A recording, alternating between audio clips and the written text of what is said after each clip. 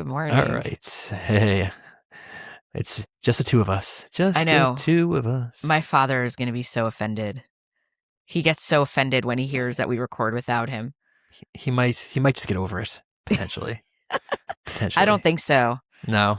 I think he's going to hold a grudge. This will be the end of the podcast. It'll The be end. like this will be the Yoko This Ono is it. moments of education. Yoko Ono. Yeah, exactly.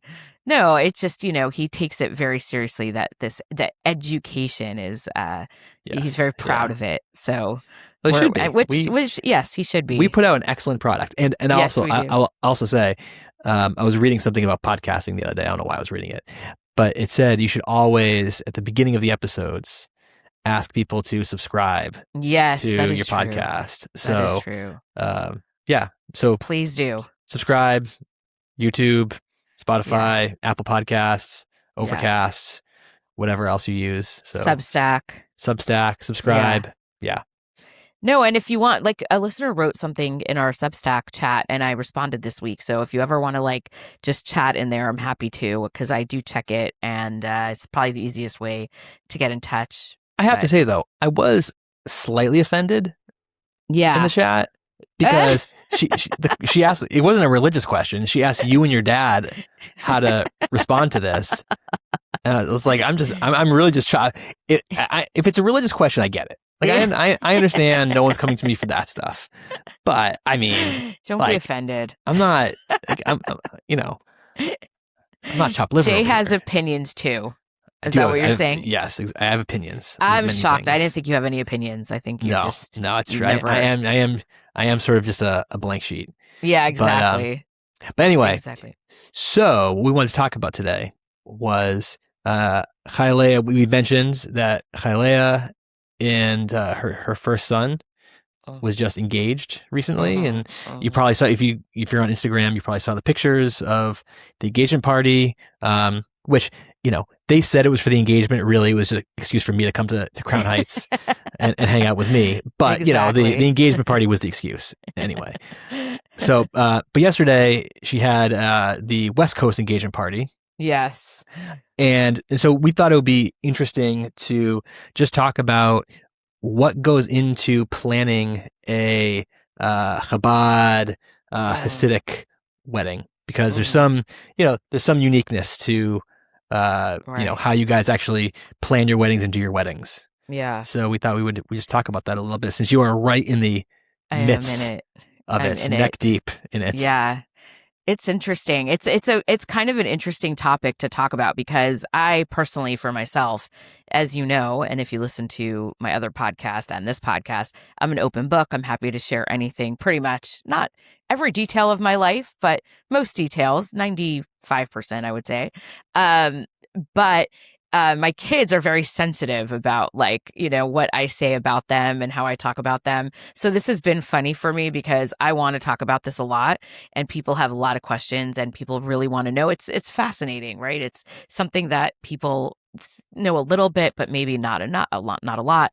But I do have to be respectful that my kids don't want me saying every single thing about them. So I'm going to speak in generalized terms, and you can know that it applies to the situation that I'm currently in right now. Very fair. Yeah. So no, because I want to say every single thing, but I'll try to be fair to Shmuel. So let's we've talked about the matchmaker stuff before, so I don't think we have to cover that.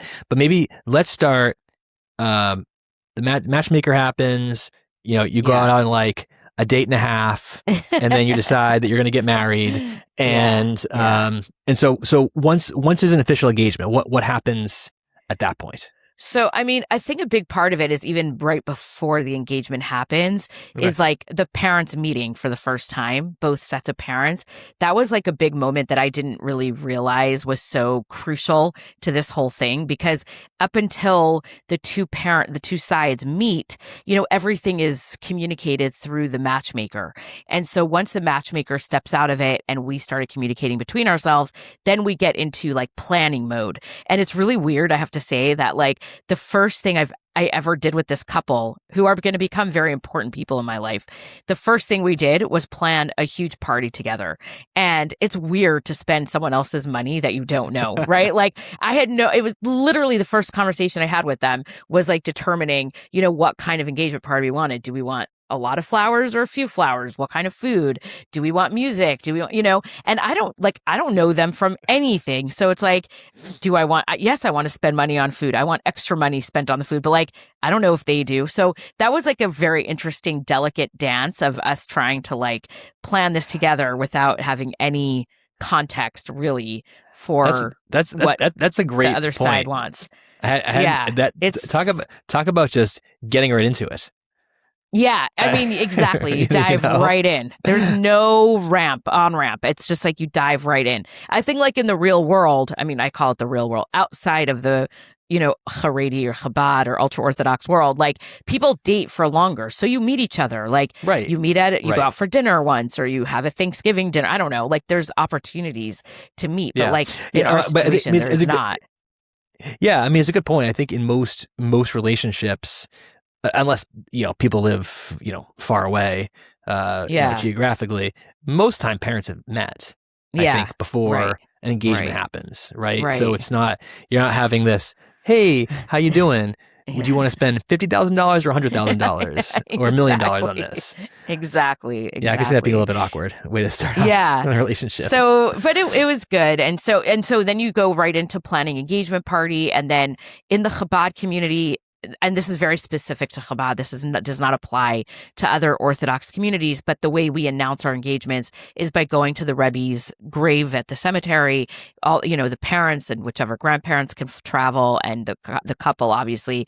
And once they come out of the cemetery, they're engaged. And so then and that night it gets like, that's the party night. So it all goes very, very quickly. I mean, you have to understand this is a matter of weeks from beginning the first date till the engagement. It's not a matter of like a year. I mean, it's very, very short. So very heightened. Since I found out about that, I found out that there's a Ohel engagements Instagram page. And so you can go there and like every day. Multiple times a day. Couples, there's some couple that's getting engaged and they, it's funny. You're like, cute. Wow, this is.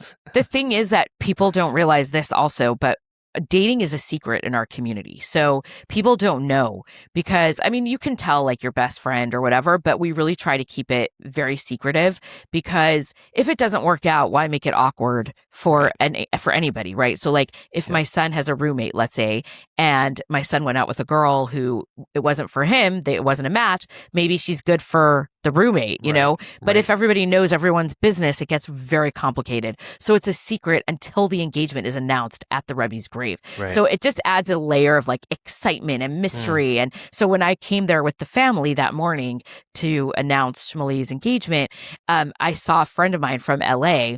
Actually, she had been my camper years ago in overnight camp. I was the counselor. She was my camper. And she whispers to me, she's like, guess why I'm here? I'm here because my son is about to get engaged. And I said, well, guess why I'm here? My son is about to get engaged too. So it was really cute because there were two families going, having this like That's enormous awesome. Life moment. Both of our oldest. And it was just really sweet. So I think, I mean, that's a good tradition. And it's because people are engaged or I guess are dating for such a short period of time. It's feasible to keep it. Because you're only talking about a month or two. Right. So it's not like it's a year-long engagement kind of thing. Exactly. Anyway, so after that, we go into wedding planning mode and generally in the Hasidic world, and especially in Chabad in particular, we have very short engagements. One of the things that's interesting about being Orthodox is that there's no touching, physical touching whatsoever until the marriage. So, you don't want to prolong the anticipation of, I mean, that's a hard thing to ask, young people to abstain from. And when I say no touching, like there's no hugging, there's no hand. I'm saying this because this is usually the follow-up question when I say that to people. So I'm preemptively answering all of your questions. No, there's no hand holding, there's no hugging, there's no physical contact between the couple until the wedding. So we have fast short engagements. In the olden days when you lived far away from each other, or and traveling was difficult, it was different. Now it's easier. So yeah, sure. we jump right in. I mean, it's wedding planning mode. This isn't really a thing anymore, I don't think. But back in the olden days, it was tradition that the bride's parents would pay for the wedding, and the groom's parents would pay for the rehearsal dinner or whatever. Right. How do the duties split between the bride and the groom's parents? Very good question. So again, it kind of depends on the Orthodox community that you come from, but I think where we are today, it's kind of landed in there's two different ways of doing it. There's the 50-50 split, which most families I think are doing now, where it's like you take all the wedding expenses and you just split it down the middle. And I should just clarify something, like, as opposed to the regular world where couples get married in their 30s or 40s or even later, and the couple themselves are mostly paying for the wedding and taking care of the planning. In the Orthodox world, the couple is so young. There's no expectation that they're going to contribute anything to this wedding. They only cost money. They don't contribute any money. So it's all on the parents to pay for the wedding. And so generally it's a 50-50 split, but not always. There's also something called flops, which stands for, I'm going to get it wrong, but it's like photography, liquor, orchestra. I don't remember the rest, but basically, prom dress. I don't remember. I can't remember what it all is, but basically it would mean that the groom side takes care of flops and the bride takes care of everything else, which would be like the catering and the hall. And so it just kind of depends on how you do it. But most people are doing 50-50 now. And one of the questions I get a lot is like, how do Orthodox families with multiple children and how do they afford it? That was my question. Yeah. I know, because weddings are very, very expensive. So, this is an interesting thing that people. Especially just one quick point on that. Also, is especially you must have situations where there's large disparities in the number of kids. Right? Yes, I'm sure there's some families where the daughter has 10 siblings and the boy has 2 siblings, correct, 3 siblings. Yeah. So the cost burden, like over the duration of the parents marrying their kids off, is just very disproportionate. Right. No, for sure. And in some cases, it's just a conversation between the families where one side will say like, this is the amount of money I have to spend on the wedding, and like, I can't do more than that. And then the other side decides like, okay, either we're going to just put more money in, or, we're going to compromise on what kind of wedding we're having. But one of the things that's really interesting that I think people will find fascinating is in the Orthodox world, and I have not really seen this anywhere else, it's a value. Like, it's one of our core like moral values, or I don't know how to explain it, but to provide a beautiful wedding to every young couple. And it's a community responsibility. So of course, the first responsibility is on the parents, and then the family, cousin, whatever, aunts and uncles, grandparents. But it's actually a community responsibility to make sure that every young person gets a dignified, beautiful wedding that they can feel proud and happy. Because being misameach, being like making a bride and groom feel joy and celebrating them is actually a mitzvah. So it's part of the community like norm to take care of brides and grooms. So what is that? How does that translate? First of all, there are lots of charities within the community that provide help for a wedding. So things like just plain cash and loans and whatever to families definitely exist.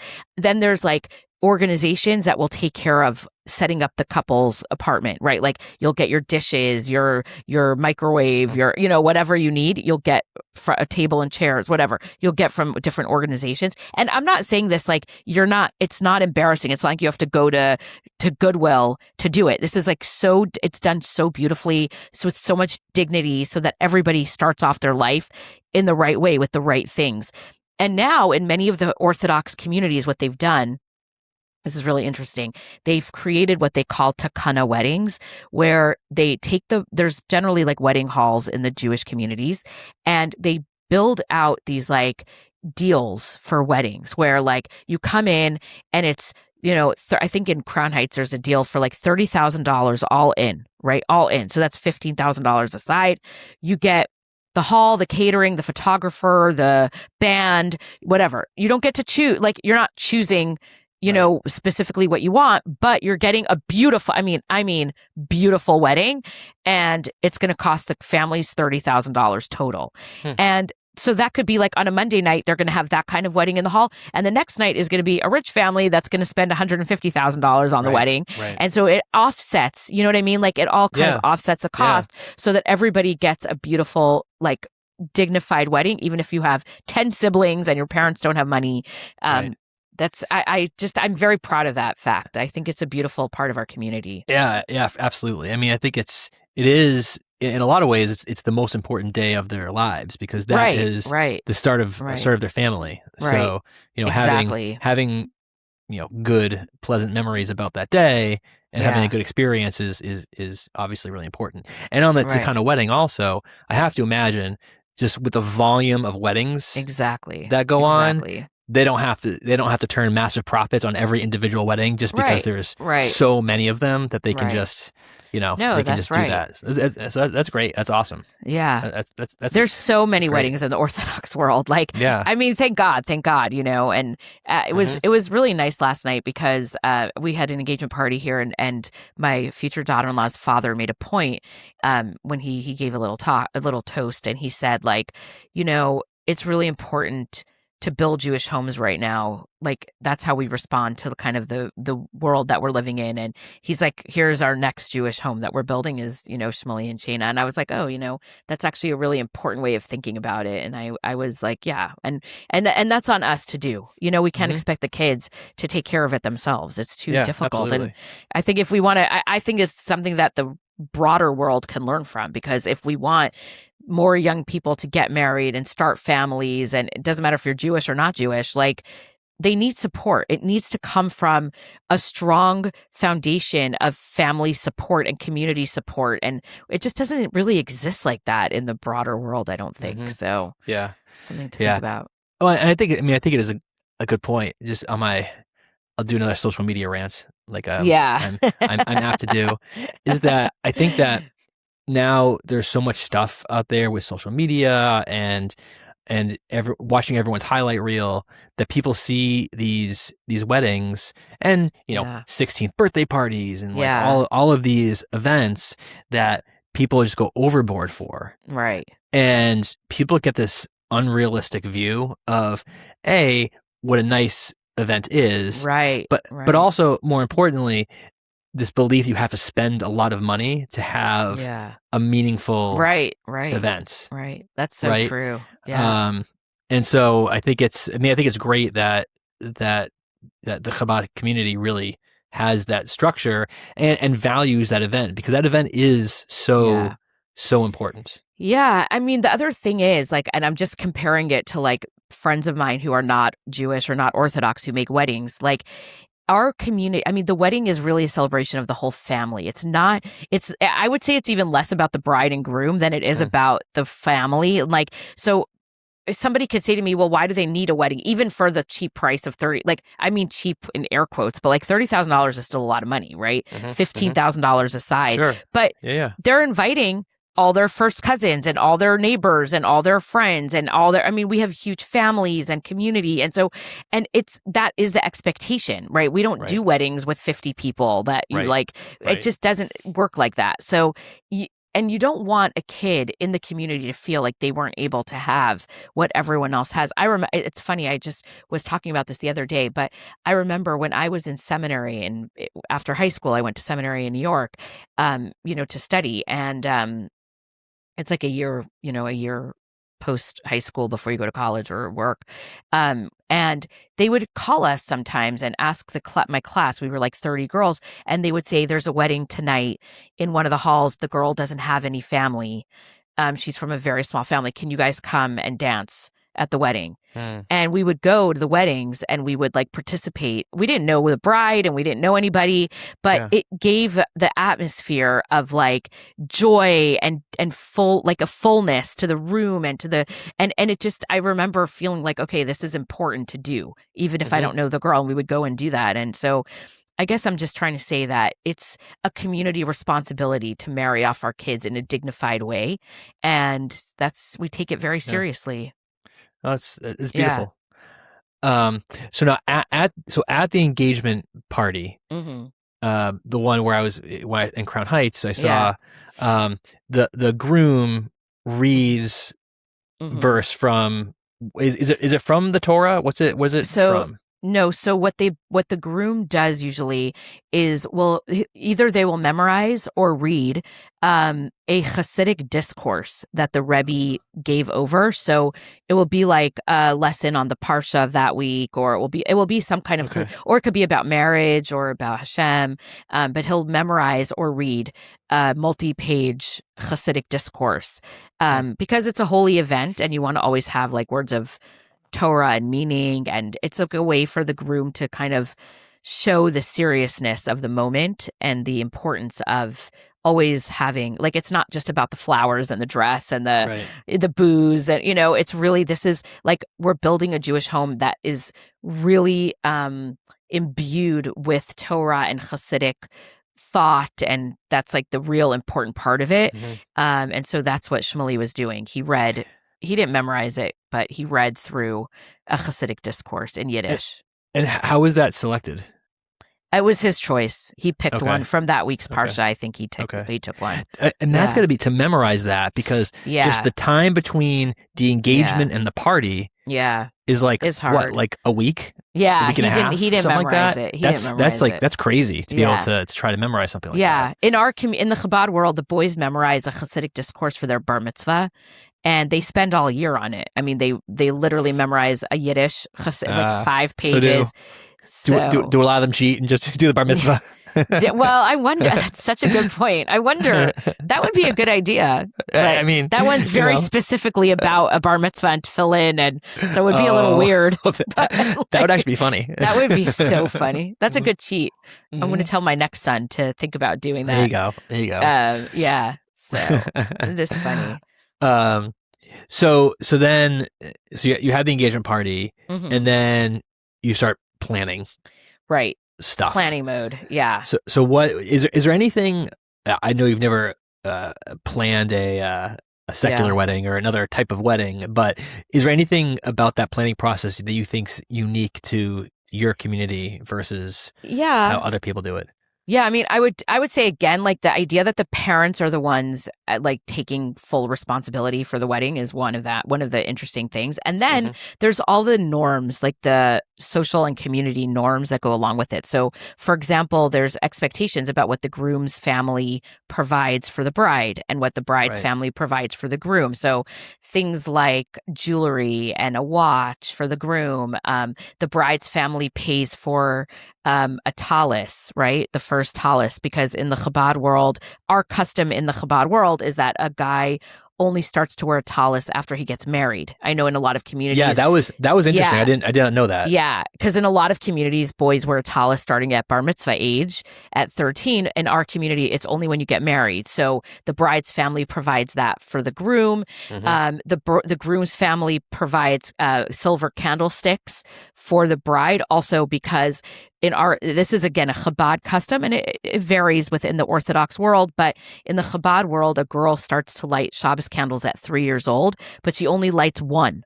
And you start lighting 2 Shabbos candles when you get married. And so the groom's parents will buy silver candlesticks, a beautiful set, real silver, for the bride. And then there's like a bunch of little things like that of different like expectations on each side of what to buy and how. And, we have to buy the girl a ring, obviously a diamond, which the ring they only get at the wedding. There's no ring at the engagement party, but there is a piece of jewelry. So like we bought a necklace, and so it's kind of prescribed norms of like what the expectations are. What's the tradition for the gift for the groom's mom's podcast partner? Yeah. Is there a tradition for gifts? There's a big tradition. I'm asking for Yale, not for me. Oh, you're asking for Yale. Yeah, I get it. The gift is nothing. No, I'm just kidding.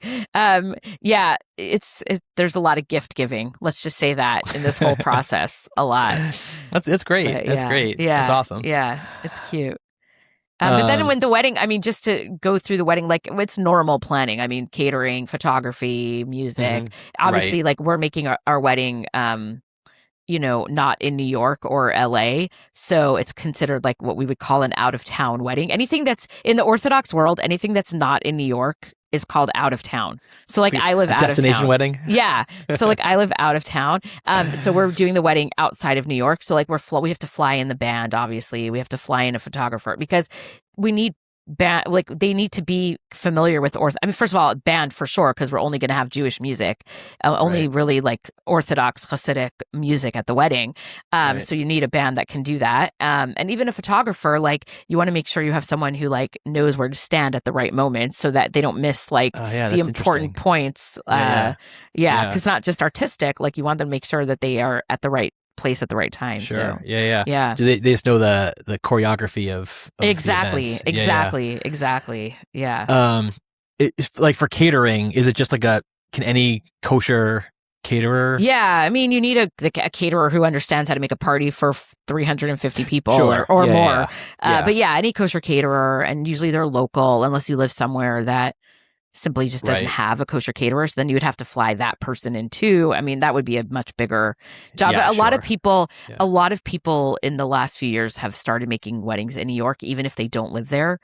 Just because, again, like you said earlier, the volume is making a wedding in New York is like 3 phone calls and the whole wedding is prepared for you, literally, because it's just it's so easy to prepare a party there. And they do it every single night. So it's just, a matter of that. But like we're doing it outside of New York, so it's a little bit more complicated, and just arranging this is normal wedding stuff, but like a hotel block or, brunch, the morning after brunch. We don't do rehearsal dinners. That's not a thing. Okay. Because the bride and the groom won't see each other for 7 days prior to the wedding. They won't see or speak to each other. Oh, okay. Yeah. So 7 days. Why is that? Just they're considered. Yeah, it's a tradition. They're considered like, it's a weird thing, but we consider them almost like a king and a queen. And so they're like preparing for their wedding, and they have like their entourages. They're not supposed to go anywhere themselves. Like they have to have like a person with them. Literally, it's crazy. Like, but it's a way to like prepare them for the gravity of the moment of their marriage. Like it's not just a. Does the bride get a sash that she wears around outside of the house for the week? Probably. And a crown and a scepter. Yes. Yeah. Tiara. A tiara. Yeah. So while the parents are, organizing everything. Yeah. What are the bride and groom to be doing? So the bride and groom are getting ready. I mean, they have to do all the shopping that they need, for the clothes for the wedding, for everything they need set up after. Again, this is another thing. Like they don't live together, right? This is a brand new thing that they're going to move into an apartment and have to buy like A to Z, right? Like they're setting up their home. So there's a lot of that going on. And most importantly, the bride and groom are going to take classes separately. The bride with a woman and the groom with a rabbi, and they're going to learn the laws of marriage, the Jewish laws of marriage, which include, the laws of the mikvah, how all the laws, and we had an episode on that. So if you want to go back and listen to that, you can. But definitely like the laws of family purity and how all of that works, because that's not something that we really teach the kids before they get engaged. So that's something that they're going to spend time doing during their engagement. I mean, that's pretty much it. And then preparing themselves, And then as far as the setup of the living situation goes, does that typically fall on one side or the other, or is it just a joint thing? That kind of depends. That's a very like family dependent. Some families will again like split the cost of all the furniture. Some families don't buy furniture for their kids, and like that's on them. Like they'll get wedding money, and so a lot of families just, it's too much to like expect families to pay for everything. So like a lot of time, like when Baruch and I got married, for example, my parents bought us beds. That was like one thing that I think most families start, like they buy beds, but everything else was on us. I was working and we got a lot of wedding money. We were very lucky. So we bought our own table and chairs and couch and, whatever. We got a lot of stuff, and I had a couple of showers, but so we got like all the kitchen utensils and stuff, and dishes, but we bought the furniture ourselves. It seems like it's better that way. I mean, people, if someone tries to buy you stuff with whatever your design aesthetic is, it never works out. Yeah, it's true. So, and then the day before the wedding, the groom, do both the groom and the bride fast? So it's actually the day of the wedding. It's the day of the wedding. I cannot believe I did this, but I fasted the day of my wedding, and you break your fast after the chuppah, after the marriage ceremony. Oh my God. I know. Your wedding is considered a mini Yom Kippur. Like it's that, because you're basically getting a new soul on the day of your wedding. The soul that you had up until your wedding was like a half a soul. And on the day of your wedding, when you get married, it's like your whole soul comes into your body. So it's a very serious day. And in fact, you in the afternoon prayers, you say the Yom Kippur prayers, like the al chetz that you bang your chest on with. Like you say that, just the bride and groom on that day. Anyway, so you fast on the day of your wedding.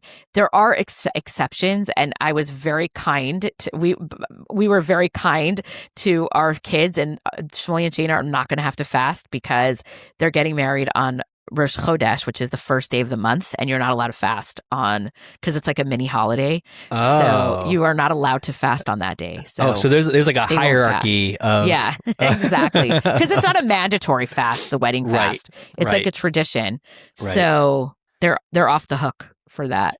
Oh, interesting. Okay. Yeah. Oh, interesting. Yeah. Huh. All right. Which I'm happy about because I was really stressing about Shmuley fasting that day. But yeah. Is Shmuley not a good faster? I plead the fifth. So what about at the wedding? What's unique about what happens at the wedding? I mean, the wedding itself is so interesting. So again, like I said, bride and groom have not seen each other for 7 days, and they will not see each other until the wedding starts. So there's no pictures of the couple before. There's no, the pictures that happen before the wedding with the photographer is just the family, like our family and the other family separately, because we hide them from each other. It's really like a big mission to keep them separate from each other. And then the wedding starts with the opening, which is called the Bedekin. I think we went through this in another episode, but I can quickly say the first opening part is the bride is in one room, the groom is in another room, separate men and women, and everybody's sort of greeting them and giving them blessings. And then eventually the men will come into the women's side, and the fathers will lead the groom up to the bride, and they'll cover her face. The groom covers her face with the veil. That's the first time they've seen each other in a week or more sometimes. It's very heightened. It's very emotional. It's kind of the first time everyone's seeing each other, and it's a very, very beautiful moment. Actually, I think it's the most beautiful moment.